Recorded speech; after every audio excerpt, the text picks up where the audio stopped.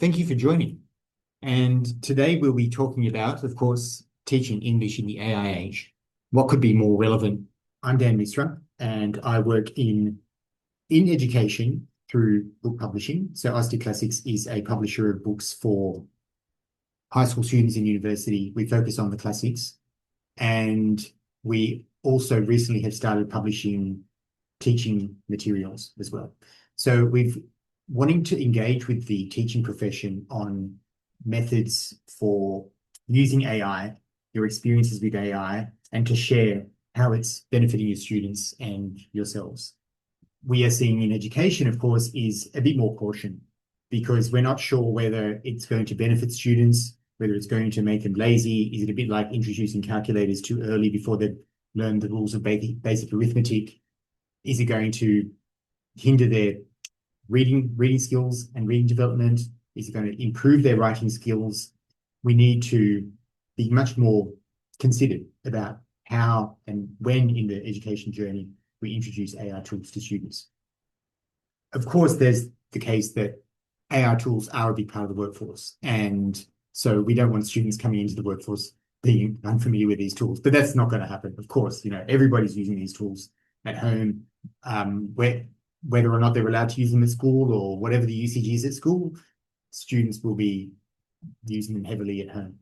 So that's a fact. That doesn't necessarily mean it's open slather at school.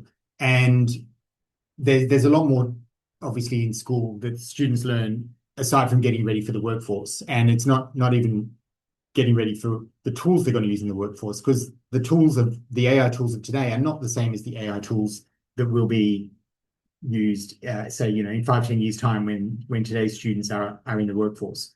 English is here to prepare students for much, much broader skills. The ability to prepare an argument, the cultural, the historical, the language learning of that English teaches them. This is not about learning vocational skills as such. It's about much more foundational skills of developing the human being to be a future citizen. I touched on the caution in the educational domain that is coming with using AI tools. On the positive side, one way I think of it is, if we go back to the days before AI tools, you might have a student in your class whose parent is an English teacher themselves, or their parent has studied English literature at university, or they're a lawyer or something like that. And so this student is getting a lot of valuable input from their parent or parents at home. And then you would expect that student to be very involved in the classroom and a good contributor. They'd be getting good marks, and you'd appreciate that. This would be one of your better students, and you'd expect them to do well, and you'd want to help them do even better. In a way, the tools that we have are a bit like an involved parent. So students can get the help from a tool which previously only those lucky few students who had a parent like that would be able to get, or maybe their parents studied science or maths at university, so they're getting a lot of guidance in science and maths, but not so much in English. Now they can get the full gamut of expert help at home. So that's a way of thinking of AI tools in the positive. On the way that AI tools are used, so there has been research that certain parts of the brain switch off when we use them excessively. And that's natural because we're giving over a certain part of thinking to the tool. We don't need to do that thinking anymore. We need to be careful, of course, in which parts of our brains we're turning off and which parts of our students' brains we're allowing to be turned off and taken over by the other tools. What this article said was that the best way to get the benefit from AI tools without losing your own thinking capacity in a certain domain is develop the foundation in that tool, in that subject area yourself, and then use the AI tool to help you drill down. That's the way you can accelerate, because then you have the foundation yourself, you've developed it yourself, it's developed those links into your brain, and then you use the tool to accelerate your drill down into the details. Personally, I found that with English, if I think about what students, the stage that students are at high school in learning, and where I would have benefited from the AI tool, it's actually to get the lie of the land. So sometimes, because students are where they are in their life, they're relatively young and haven't experienced a lot of the world, But when they read a Jane Austen or they read a Macbeth, there's a lot going on there that requires an understanding of the wider lie of the land, the wider social context of the time, or the mental scaffolding of an adult, of a Jane Austen. Even Mary Shelley, even though she was only 18 when she wrote Frankenstein, she was drawing on a lot of knowledge of her time, of her period of history. And our teenagers of today don't necessarily have that.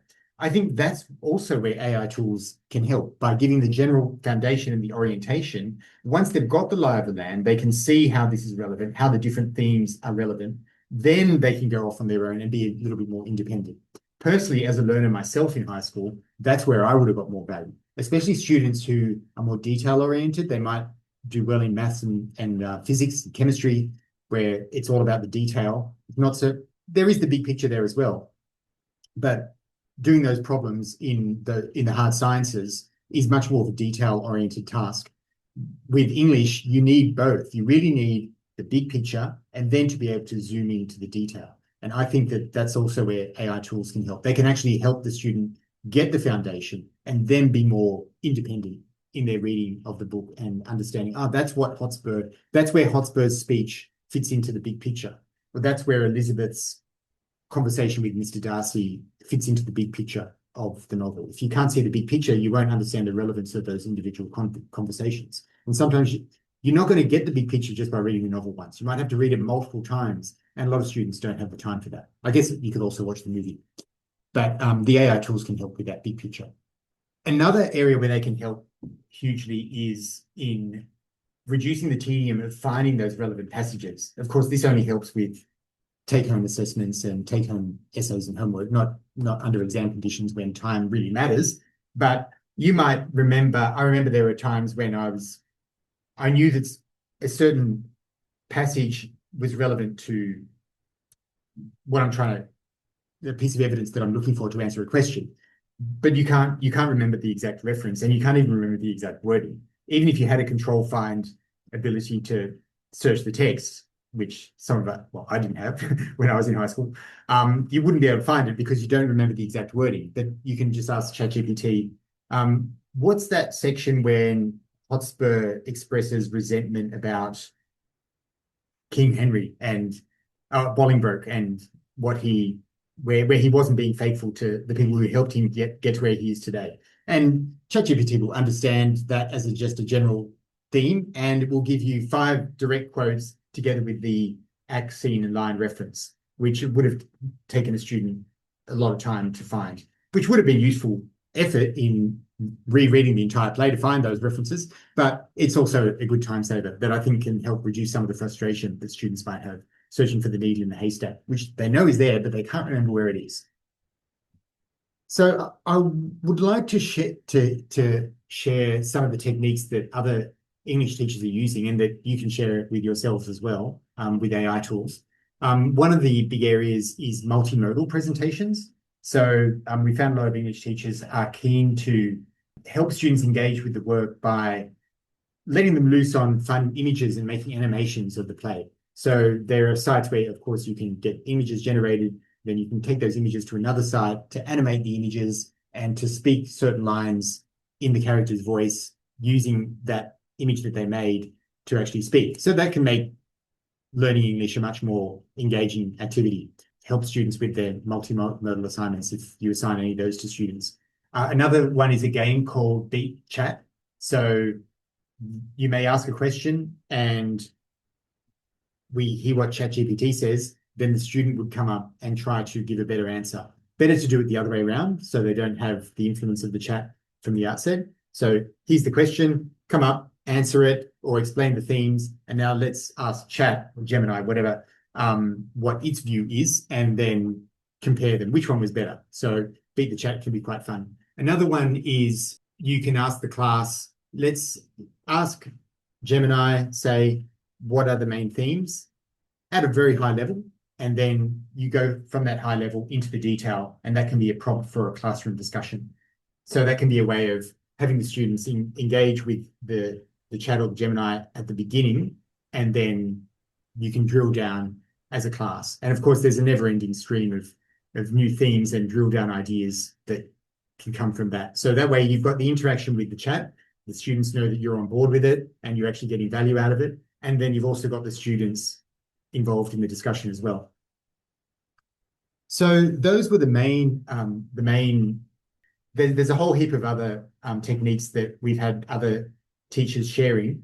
I wanted to just finish here because we don't have many on the call, but I will share the techniques that we've had teachers sharing on what they're using the AI tools for. With what do AI tools mean for the teaching of English in the future in terms of preparation for the workforce? So of course, there's all the discussion about AI tools taking people's jobs and being able to do a lot of the things that doctors, lawyers, white-collar professionals, accountants, etc., do and get paid good salaries for. What happens when AI tools take all of that over? And arguably, and that means what skills are important. Arguably, what English teaches is a set of skills that would be, you could say, irreplaceable because it's what makes us human.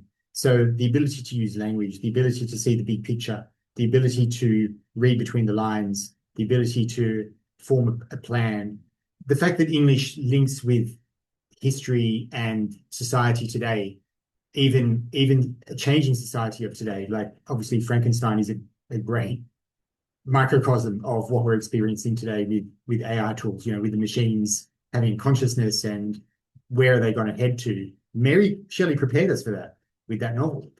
It sort of demonstrates in a very concrete way how English literature has a key role to play in this time of change with robotics and AI tools. So I would like to leave you with that.